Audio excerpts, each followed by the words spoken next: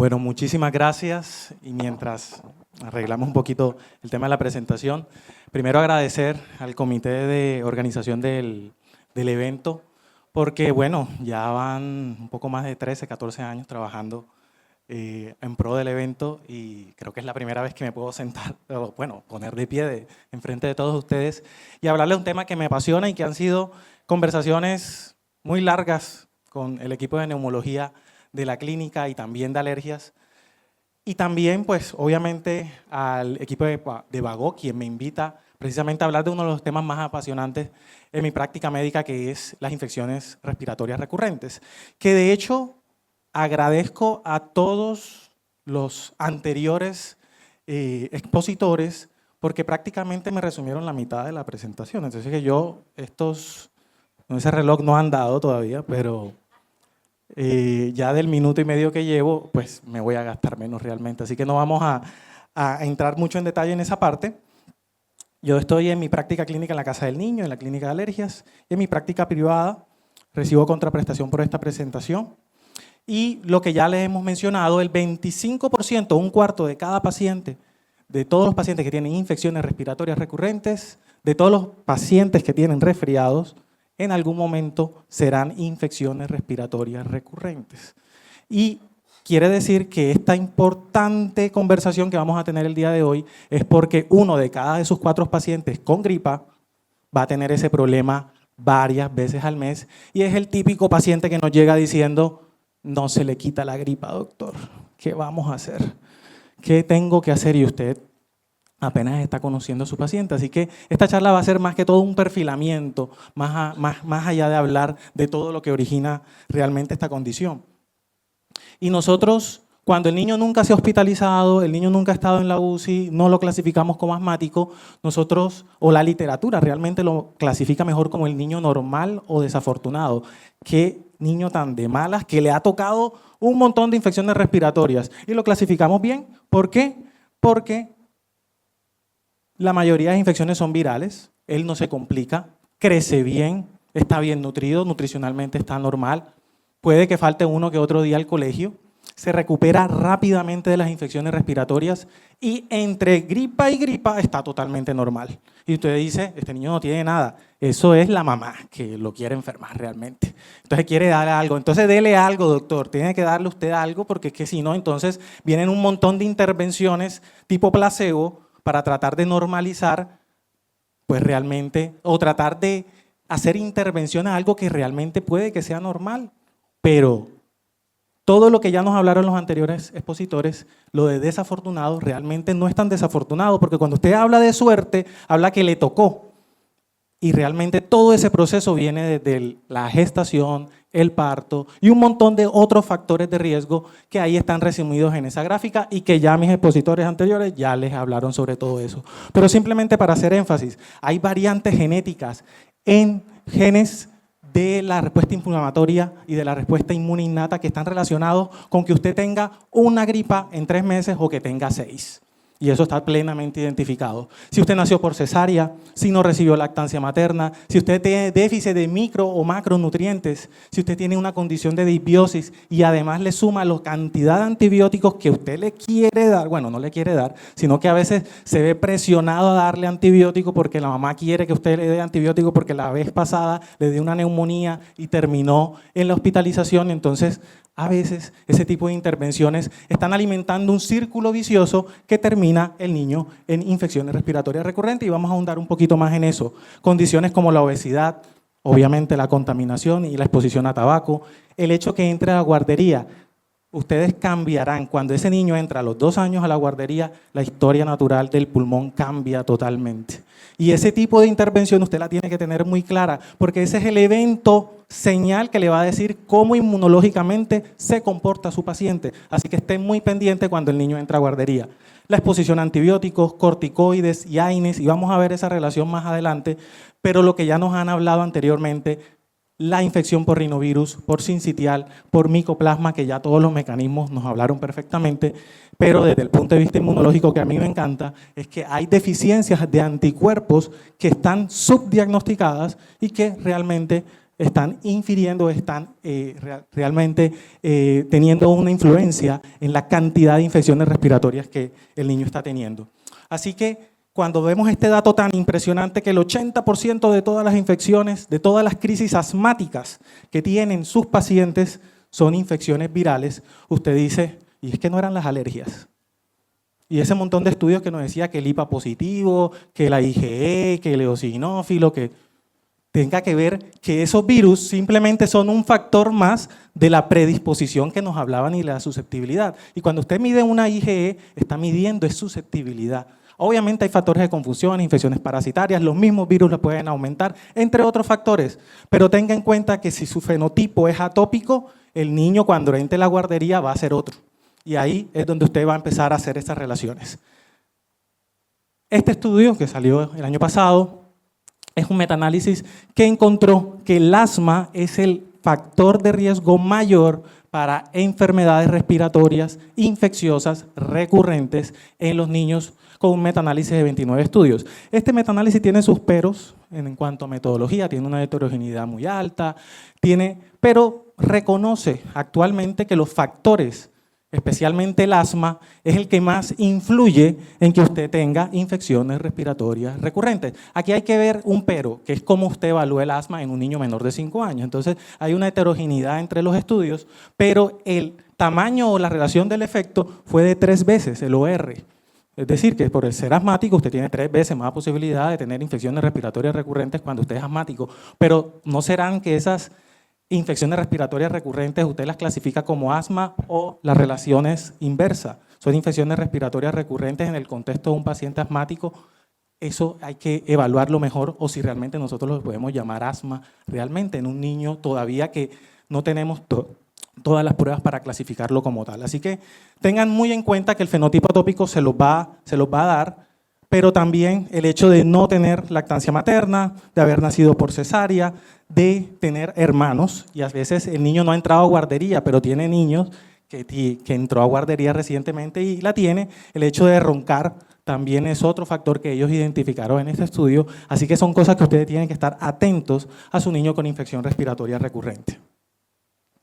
Aquí está el peso del estudio y miren todos los análisis, fueron como 10 estudios que incluyó este metaanálisis, y miren este forest plot, cómo el rombo se va directamente hacia favorecer el efecto que es infecciones respiratorias recurrentes. Entonces, este estudio nos lo demuestra, todavía hay unas cosas que corregir, pero se trabaja. Pero entonces, inmunológicamente, porque estamos hablando con el inmunólogo, ¿qué pasa? Que el asma o la inflamación tipo 2 permite que haya infecciones respiratorias recurrentes. Y ustedes ven de este lado de la diapositiva como cuando entra un virus y se pega al epitelio respiratorio, los neutrófilos, que es la respuesta inmune innata, esa primera respuesta, cuando se destruye el epitelio libera el ADN, y ese ADN queda atrapado en unas trampas, valga la redundancia, que tiene el neutrófilo, y empiezan a secretar o a producir interleuquinas de la respuesta inmune tipo 2. Interleuquina 33, TSLP y IL-25, que son las epiteliales, que son las que clásicamente conocemos. Y esto permite que haya una disregulación, que se vaya el tipo de respuesta linfoide inmune, innata y también la adaptativa hacia el perfil T2. Y cuando se da ese T2, se aumentan las clásicas, la 4, la 5, la 13. Y cuando estas están ahí presentes, ¿qué le hacen a la respuesta inmunológica tipo T1? La disminuyen. Y el interferón alfa, beta, gamma, los interferones tipo 1, tipo 3, se disminuyen. ¿Y qué necesita su sistema inmunológico para poder combatir una infección respiratoria viral? Interferón. Y si estas citoquinas la están interfiriendo, definitivamente se convierte en un círculo vicioso. Porque si entró el virus y causó toda esta cascada, cada vez que tengo una infección respiratoria, esto se va a acrecentar. Y ese círculo vicioso se va cada vez a profundizar. Además, que se sabe que los atópicos tienen mayor predisposición por aumento o mayor expresión de unos receptores que son los ICAM1. Y los ICAM1 es donde se pegan los rinovirus, y esos rinovirus, si usted tiene más receptores y los expresa más, pues más se va a infectar y más va a causar todo este proceso. Así que es importantísimo que usted tenga esto. Tratemos de buscar estrategias que promuevan el fortalecimiento del sistema inmune a través del aumento de los interferones. Y hay algunas estrategias que de pronto nos pudiesen ayudar en esto.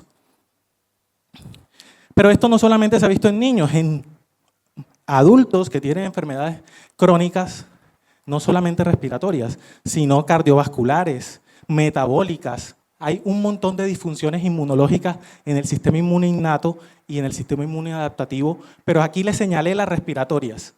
Hay disfunción epitelial y endotelial en el pulmón, en EPOC y en asma.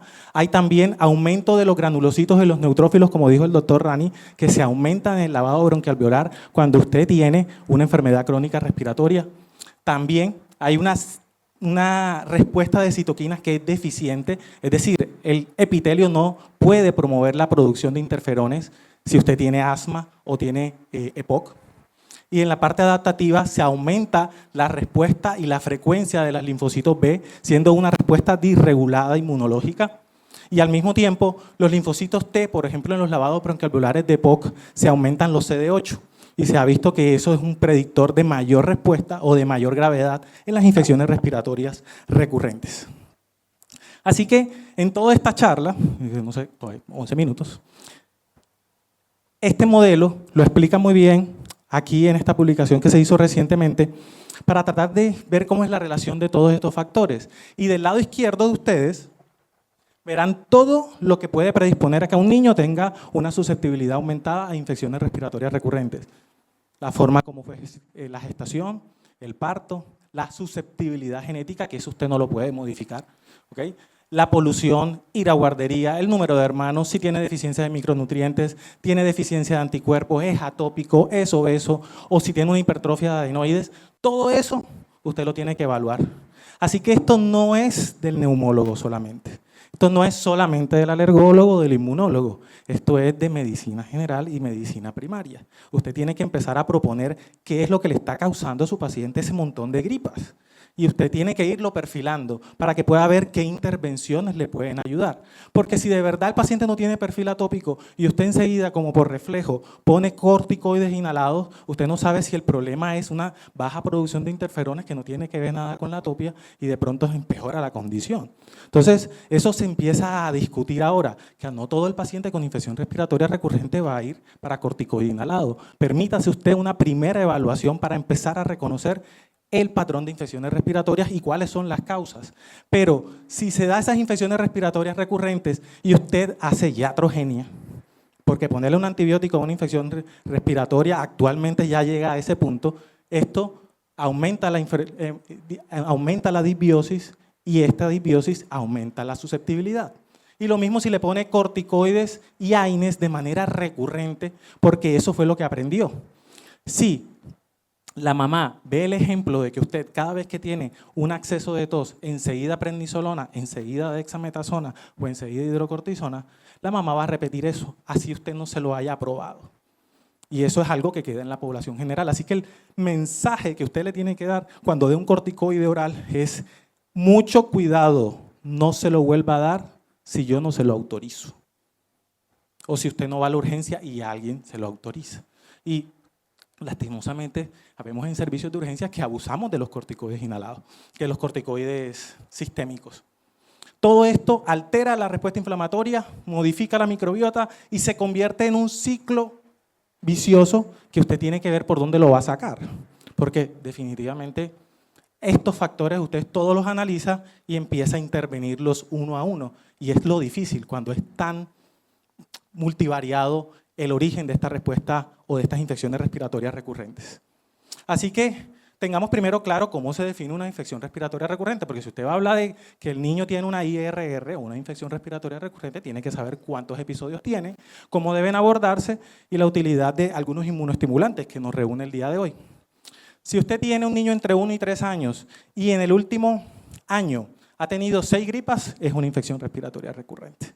Dice una propuesta que hizo un grupo italiano, que es como quienes más han trabajado en el tema de infecciones respiratorias, como para tratar de estandarizar eso. Pero eso todavía le falta estudios epidemiológicos como para validar, porque realmente por decirlo así, la experiencia de cada zona va a ser diferente, entonces eso hay que estandarizarlo. Si aumenta 3 años más, hablamos de 5 infecciones, y si es más de 6 años, hablamos de 3 infecciones respiratorias recurrentes. Pero si usted tuvo 4 infecciones respiratorias en y 2 fueron neumonía, ya usted considere por la gravedad de que fue una infección respiratoria, que ya el niño se clasifica como una infección respiratoria recurrente. Esto con el objetivo de tratar de estandarizar a quién le vamos a hacer esas intervenciones y a quiénes no. Pero bueno, a veces en la desesperación nos podemos adelantar y tratar de ser medidos con las intervenciones en los momentos que de verdad merite algún tipo de tratamiento. Esta, pues, debido a la pantalla se ve pequeña, pero simplemente cuando usted tenga un niño con infecciones respiratorias recurrentes y cumpla los criterios, pídale como inmunólogo, okay, yo como qué también tengo que hacer, además de tratar de evaluar la intervención y todo lo demás, un mensaje que sí quiero que se lleven claro es que pídale un hemograma y unas inmunoglobulinas G, A, M y E, siempre. ¿Okay? Evalúe eso, ¿okay? Y con eso tiene un abordaje inicial de cómo está su sistema inmunológico y tratará de buscar si está disregulado o le hace falta anticuerpos. Y esa es una forma de intervención también que podemos ver y que mucho en la consulta primaria a veces no vemos. Pero si usted está sospechando y que tiene criterios para inmunodeficiencia primaria, usted remita para un inmunólogo, porque puede que tenga un niño con infecciones respiratorias recurrentes leves y no pase nada. Pero si tiene uno severo, ese niño es una sospecha de inmunodeficiencia y se hacen test específicos. Aquí hay definiciones para infecciones respiratorias recurrentes específicas, amigdalitis, otitis y demás, pero lo importante aquí es que usted empiece a identificar cuáles son esos factores, además de todos los exámenes, que le estén derivando o el desarrollo de infecciones respiratorias como factores de riesgo antes de que ese niño empezara a enfermarse. Y ese es uno de los mensajes principales que quise traer el día de hoy. Así que en el mundo de los inmunoestimulantes, o para hablarles un poquito de este tema, hay muchos. Es que yo no, el día de hoy, pues listo, Vago me invita y vamos a hablar de uno de sus productos, pero hay muchos que se han derivado para tratar de estimular al sistema inmune innato. Y como yo les hablé, hay un montón de receptores, hay un montón de vías que usted va a estimular, pero cuál es la que tiene que hacer y cómo lo debe hacer, eso todavía nos falta estudios. Así que yo hablarles que el mejor inmunoestimulante es este, les diría mentira. No podemos tener criterios fisiopatológicos o mecanísticos todavía para poder decir que uno es el mejor. Pero de todo este listado, lo que usted siempre tiene que buscar, además de el corticoide inhalado, del manejo de las infecciones, la prevención y todo lo demás, es tratar de inmunoestimular, es decir, aumentar la respuesta inmunológica y disminuir las infecciones, pero al mismo tiempo de inmunorregular. El asma y las enfermedades respiratorias crónicas son unas enfermedades inmunológicas. Eso no tiene solamente que ver con el neumólogo, el alergólogo o simplemente el otorrino. Eso también tiene que ver con la respuesta inmune que está derivando en un círculo vicioso de todo esto. Y si ustedes conocen el principio básico inmunológico por el cual su paciente no sale de ese vicio de infecciones respiratorias recurrentes, no solamente depende de las infecciones, también depende de esa respuesta inmunológica disregulada o errática que está teniendo su paciente y usted mira qué intervenciones puede ir haciendo. Así que trate de que el inmunoestimulante que utilice aumente la respuesta de la tolerancia. ¿Okay? Que se vaya a una respuesta T reguladora o que vaya a una respuesta TH1 que le promueva eliminar más fácilmente esos virus. Así que el criterio que yo utilizo para poder utilizar un inmunoestimulante, pues además de la situación clínica, es la evidencia. Y actualmente lo que más pesa en inmunoestimulantes en las guías es el pidotimod y el OM85. Pero antes de evaluar todo esto, evalúe vacunas, modifique el ambiente, controle la atopia, las comorbilidades. Si usted enseguida perdóname la expresión, le pone un inmunoestimulante de entrada y no ha corregido nada de esto, está pues sometiendo al paciente a un gran gasto cuando ni siquiera le ha identificado qué pasa eso, si ni siquiera le ha preguntado si en la casa alguien fuma. Y eso pasa muchas veces, lo mandan a inmunología, no, esto es una inmunodeficiencia y cuando uno viene a ver, no, el papá fuma, cocinan con leña al lado, le entra todo el humo. Vaya y múdese y después regresa, porque es que no puedo evaluar una enfermedad respiratoria crónica si la parte ambiental no se ha corregido. ¿Listo? Este es el artículo de las guías del Journal of Pediatry italiano, donde hacen la consideración que el pidotimod y el OM85 ha demostrado que son una posibilidad constante de eficacia y pueden ser recomendados en poblaciones seleccionadas, siempre considerando el riesgo-beneficio. es una recomendación débil positiva, por lo que les mencionaba anteriormente, los estudios, uno, no son muy grandes y todavía hacen falta estudios aleatorizados, controlados, que nos demuestren en poblaciones mucho más grandes que el efecto realmente se mantiene. Pero en este análisis de modelo de progresión, donde cogieron 20 y tantos metaanálisis y trataron de homogenizar, es decir, tratar de colocar los tiempos de seguimiento. Hay unos estudios que seguían a 3 meses, otros a 6 meses, otros a 9 meses, otros a 1 año, y los trataron de estandarizar a todos en un solo estudio. Y hicieron algo que se llama predicción de modelo. Y en ese estudio encontraron que de todos los pacientes que recibían, ya sea pirotimod o M85, el número acumulativo de infecciones respiratorias agudas era mucho menor que los pacientes que solo recibían placebo. Este estudio te decía que es más probable que si usted le da pirotimod y M85, pues vaya a tener menos infecciones respiratorias recurrentes, pero esto hay que tomarlo con pinza. Y el pirotimod es una molécula sintética con poca toxicidad. Se ha encontrado en un aumento de la dosis de 50, 100 veces en ratas, por ejemplo, y en algunos animales que no hay toxicidad realmente. También hay una excreción que es renal y no hay un metabolismo hepático como tal. Y es un medicamento realmente seguro, el cual va a promover la diferenciación de una respuesta de tipo 2 a TH1. ¿Okay? Esta vía que está aquí del lado izquierdo, que ustedes pueden observar, es todo lo que hace la célula dendrítica, la célula naif o inocente hacia un perfil TH1. Todo eso el pirotimod, a través de receptores inespecíficos o a través de precursores de timo, hace que se estimulen y permite que en la célula plasmática, por ejemplo, se aumente la producción de IgA, el aumento de la IgG4, y finalmente algo que yo quería que se hiciera en un inmunoestimulante, el aumento de la producción de interferón gamma. Y eso te puede proteger probablemente a disminuir las infecciones respiratorias recurrentes.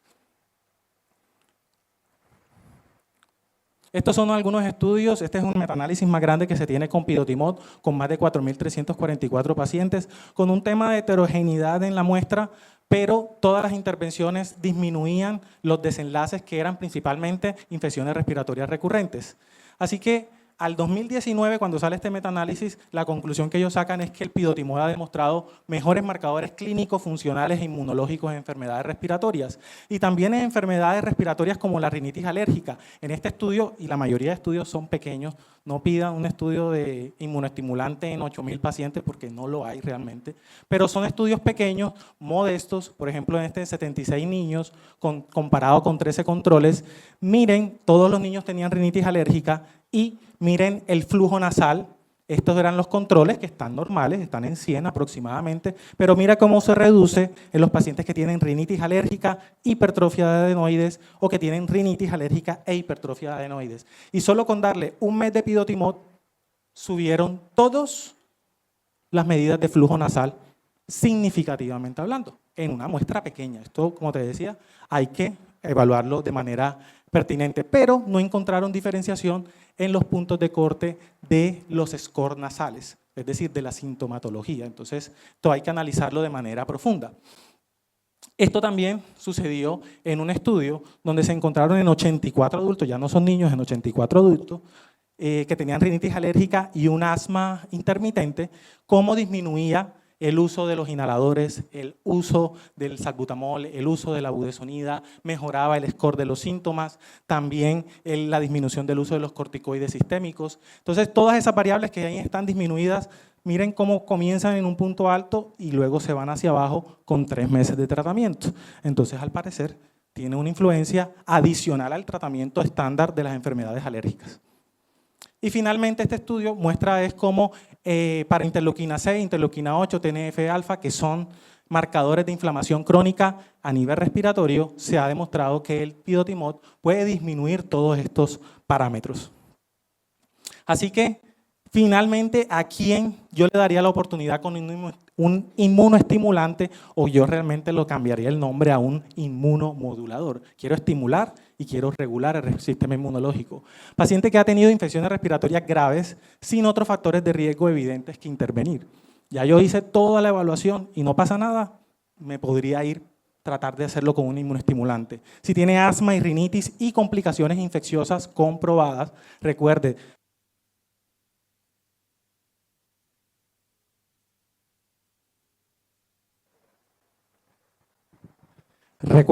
todas esas neumonías recurrentes, lo primero que tiene que pedir son las placas, porque tiene que mirar si realmente son neumonías. Y cuando ya descarte que son neumonías, usted podría decir, puede que sea un asma, pero si se ha complicado realmente, considere de que hay un proceso infeccioso como tal.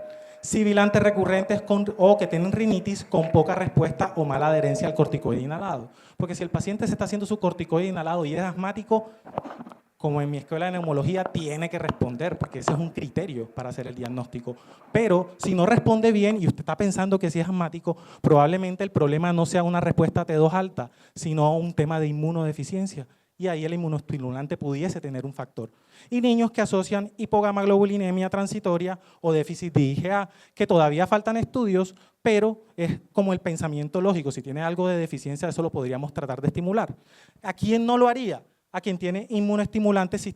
¿A qué no haría? Inmunoestimulantes sistemáticos a todos, no los aprobaría, sin haber descartado otras etiologías. Es decir, de entrada no hay que ponerles a todos inmunoestimulantes, hay que evaluar primero a todos sus pacientes. Y finalmente, quienes no tienen adherencia a su tratamiento de base. Hay gente que no le gusta los inhaladores, que no le gusta el corticoide nasal, y desafortunadamente hay muchos mitos que hay que debatir, pero de todos modos ahí probablemente el inmunoestimulante tuviese una oportunidad. Muchísimas gracias por escucharme y quedamos muy atentos.